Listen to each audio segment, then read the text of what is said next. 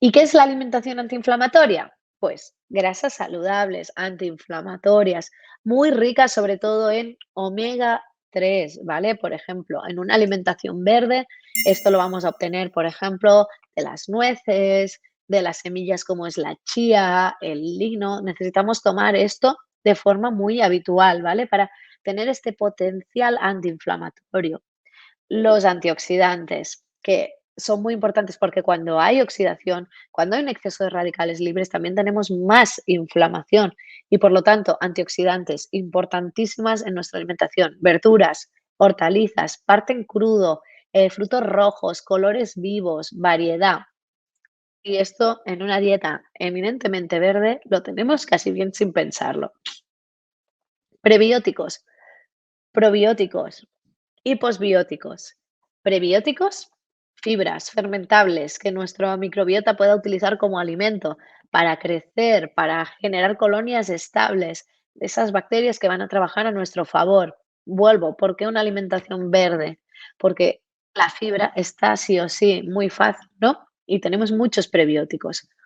Probióticos, alimentos fermentados, kimchi, chucrut, aceitunas buenas, pickles de todo tipo, bebidas como el kombucha, ¿vale? Para incrementar, ¿no? La población de bacterias que también van a trabajar a nuestro favor para poder tener una microbiota que nos ayude a desinflamarnos, ¿no? Y que no actúe como un estímulo constante inflamatorio. Y los posbióticos, y aquí es muy importante porque tenemos ciertas bacterias en el intestino que cuando están bien alimentadas y tienen buenas colonias, generan sustancias en su digestión, como es el butirato, que es un antiinflamatorio local e intestinal, ayuda a regenerar la mucosa, pero también antiinflamatorio global. Entonces, que súper interesante también la microbiota funcionando para que nos genere posbióticos antiinflamatorios. Si, por ejemplo, tenemos mucha microbiota proteolítica, ¿nos va a generar posbióticos? Sí, pero inflamatorios. Por eso es importante tener esta microbiota que se alimenta de la fibra y se ha visto en estudios como dietas muy restrictivas en fibra, como patrones actuales tipo keto, rebajan mucho poblaciones de ciertas bacterias como puede ser la Akkermansia, que es indispensable para nutrir la microbiota, la mucosa intestinal, repararla y formar también posbióticos como el butirato que es lo que os comentaba. Y también tenemos principios botánicos antiinflamatorios como la cúrcuma, como la boswellia, la uña de gato, las especias en general también como el jengibre, está en suplemento o en especias, que también nos van a ayudar a regular la inflamación de forma natural. Aquí os he puesto un poquito mi plato antiinflamatorio verde, que es lo que os decía, ¿no? Porque para mí esto de que sí o sí alimentación antiinflamatoria tiene que ir ligada a una alimentación animal no es tan así. Lo primero, porque tomamos muchos más alimentos ricos en antioxidantes en una alimentación eminentemente vegetal. Segundo, porque nutrimos muchísimo la microbiota con prebióticos que van a generar compuestos internos antiinflamatorios. Luego, porque evitamos muchísima parte de estas grasas inflamatorias, evidentemente evitando procesados, margarinas y así, pero que esto ya no está en nuestra dieta. En cambio, tomamos muchísimos frutos secos, esperemos que de calidad, aceites de calidad, todo esto que también nos ayuda a fomentar muchas grasas saludables. Es un tema interesante el tema del omega 3 porque se machaca mucho también a la dieta vegetal diciendo, es que claro, como no tomas pescado azul, no tienes EPA y DHA, ¿no? Que sería como la parte activa del omega, lo entramos por la parte de arriba de la cadena y lo tenemos que transformar. Pues los últimos estudios dicen que la población vegana y vegetariana tenemos mucha mejor conversión de la parte de arriba de la cadena en EPA y DHA. Así que es un tema de tenerlo mucho en la dieta y valorar si hace falta suplementación. Y yo en la consulta que tengo personas veganas, vegetarianas y omnívoras, encuentro muchas personas omnívoras que tampoco hacen un consumo de pescado azul de calidad, que no se base en latas de atún y salmón 3 veces o 4 por semana, ¿no? Así que creo que no es un tema exclusivo de la población vegana y vegetariana. Plato antiinflamatorio verde. 50% verduras y hortalizas. La variedad es importante porque alimentamos diferentes familias de la microbiota. Entonces, importante, variedad de colores, de alimentos, siempre que sea de temporada y ecológico, mejor. Y el 50% basado en esto. Y parte en crudo también por los antioxidantes. La fruta, siempre cruda y entera, y de temporada si es posible. Y siempre recomiendo más en la parte inicial del día. 25% proteínas. Podemos usar la palma de la mano para medirlas.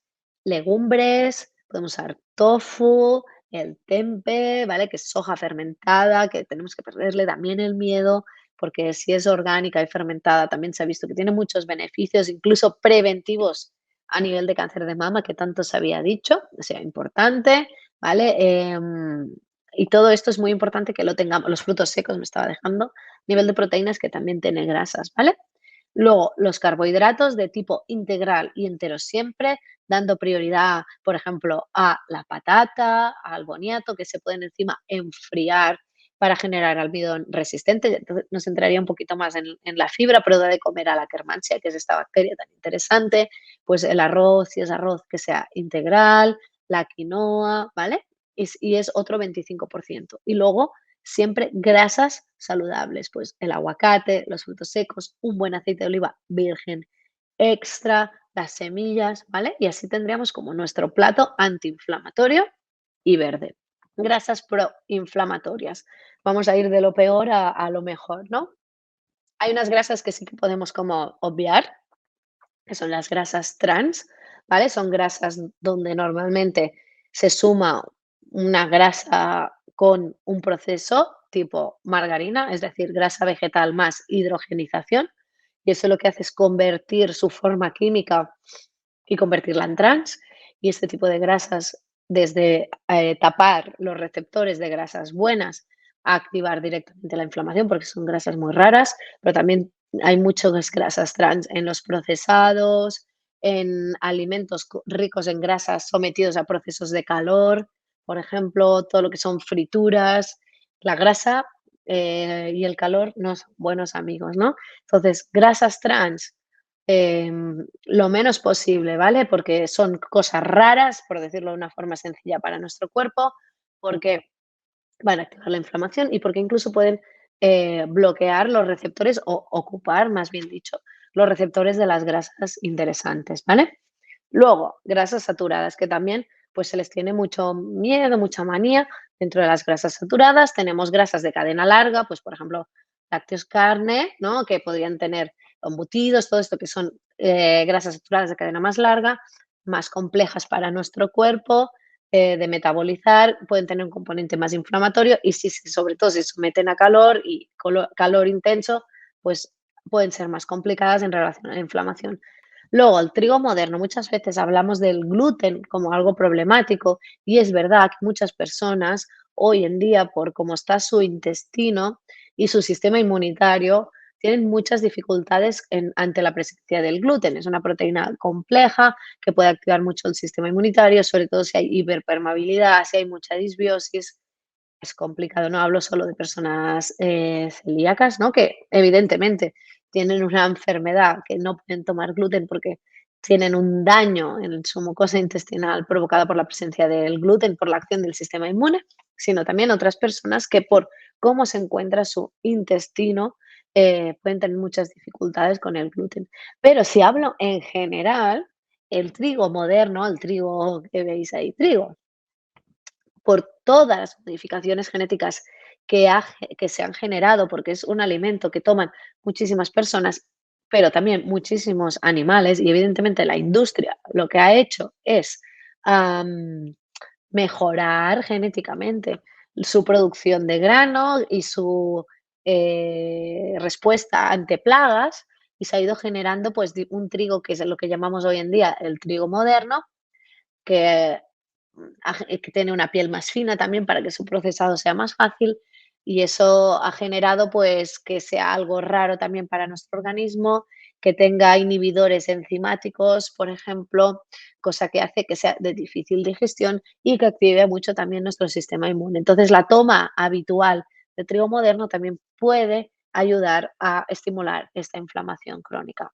Trigos antiguos, ¿cuáles serían? Que de momento aguantan bien sin modificación.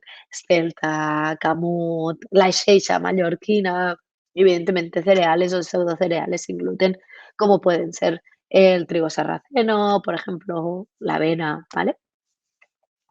Luego, carne roja y procesada. Y aquí hay un debate y de hecho he estado revisando literatura científica para poder hablar de ello y hoy hablamos de alimentación antiinflamatoria verde y para mí es importante hablar de ello porque lo que encuentro mucho es que a veces vamos por modas y a mí eso no me gusta a nivel de nutrición porque creo que deberíamos ser como honestos, ¿no? Y hablar de las cosas de forma sencilla, práctica, real y huir de modas alimenticias que no ayudan ni al usuario ni al profesional a poder trabajar y creo que últimamente hemos venido con modas como muy basadas en la proteína animal y a la par han salido estudios, ¿no?, sobre la relación de un exceso de proteína animal y de carne procesada en concreto y de carne roja en relación a patologías, por ejemplo, como el cáncer de colon y en general con la inflamación, ¿no? De hecho, la OMS las tiene calificadas como cancerígenos, ¿no? Tipo 1 y 2.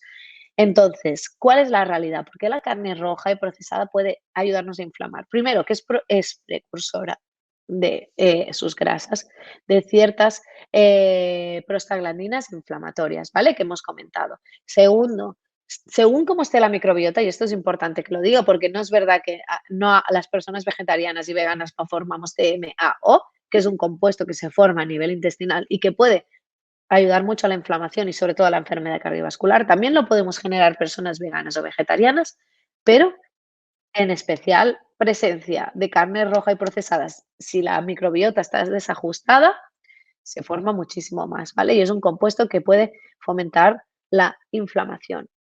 Después, porque puede potenciar la presencia de ciertas bacterias proteolíticas intestinales que generan postbióticos de carácter también inflamatorio, ¿vale? Entonces, por eso se considera que estos productos pueden fomentar la inflamación. Yo aquí quiero hacer una parte y es que además la producción actual de este tipo de productos eh, con factores de crecimiento, con hormonas, con todo el estrés al que están sometidos estos animales por el tipo de cría que tienen, hacen que este tipo de producto no se pueda prácticamente comparar con lo que sería la carne de donde se sacan muchos de los beneficios que hablamos muchas veces, ¿no? Entonces, hay que pensar que también son alimentos que hay mucha bioacumulación de toxinas, que su composición no es la misma de la que se habla en antaño, ¿no? De la carne que comíamos. Entonces, y que también hay que hacer una distinción entre un tipo de carne que sea ecológica, que se haya movido, etcétera, con un tipo de carne que ha sido, pues, que no se ha movido, que se le han inyectado, pues, desde antibióticos para favorecer que se engorden a otras cositas. Entonces, de aquí viene un poquito, ¿no? Su estímulo inflamatorio. Luego, antinutrientes, otro temazo que podríamos hablar muchísimo. Esto sobre todo ha sido lo que se ha usado actualmente para atacar a la dieta vegetal, vegana, vegetariana, plant-based, como lo queramos llamar.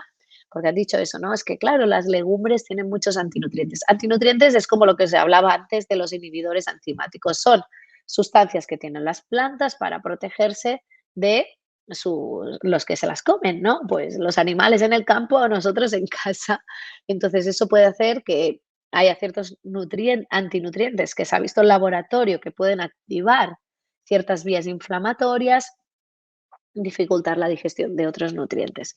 Dicho esto, los estudios que hay, la gran mayoría, yo no he encontrado ninguno bien hecho que esté hecho en humanos y efecto antinutrientes y inflamación en humanos, y segundo, se destruyen en la gran mayor parte con remojo, germinación y una buena cocción, ¿vale? Así que no hay que ser tan alarmistas con las cosas y pensar eso, ¿no? Que una lenteja cruda nadie se la va a comer. Y obviamente hay un montón de antinutrientes, es una semilla, pero si yo la remojo bien y la cocino bien, la gran mayoría de parte de este antinutriente se va a ir.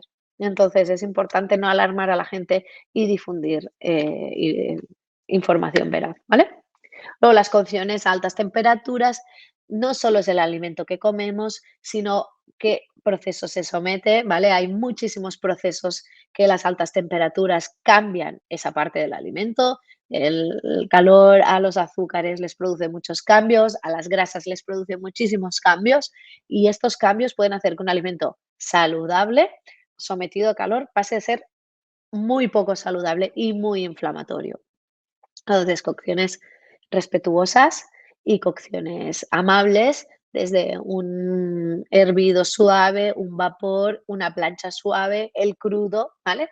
Evitar los fritos, ¿cómo se llaman? Es que ahora no me sale el nombre, ¿no? Unos guisos de estos, ¿no? De tanto rato, un horno muy a alta temperatura, ¿no? Todo esto va a dañar mucho los alimentos y va a hacer que también sean más inflamatorios. Y los alimentos con alta carga glucémica, los procesados, los dulces, la bollería, todo lo que tenga azúcar añadido, estos sabe, ¿no? Que picos de glucosa e insulina en sangre van precedidos de una inflamación que produce el cuerpo, ¿no? Entonces, todo esto tenemos que ir con cuidado, sobre todo con los alimentos con alta carga glucémica, cereales y otros productos refinados, bollería, dulces, zumos de frutas, que no digo la fruta cruda y entera, sino los zumos de fruta, todos estos alimentos, si queremos una dieta antiinflamatoria, los tenemos que evitar. También es importante los hábitos de vida, no solo con la alimentación vamos a combatir la inflamación, empezando por el ayuno intermitente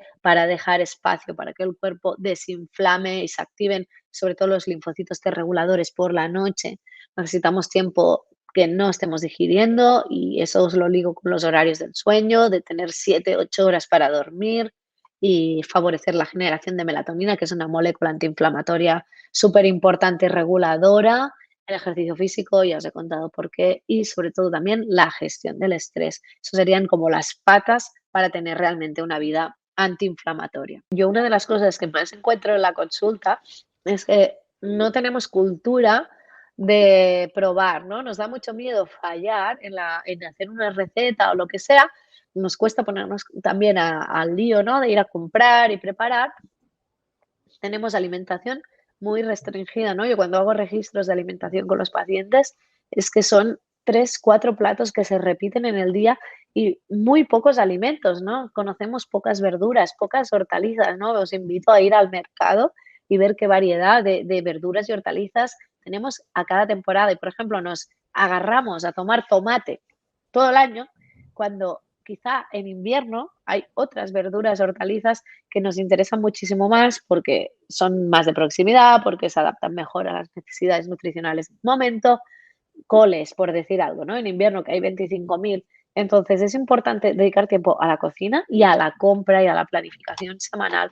Y eso es lo que nos va a ayudar, ¿no? Poder adherirnos mejor a un tipo de alimentación que sea antiinflamatoria. Dicho esto, también es importante la flexibilidad.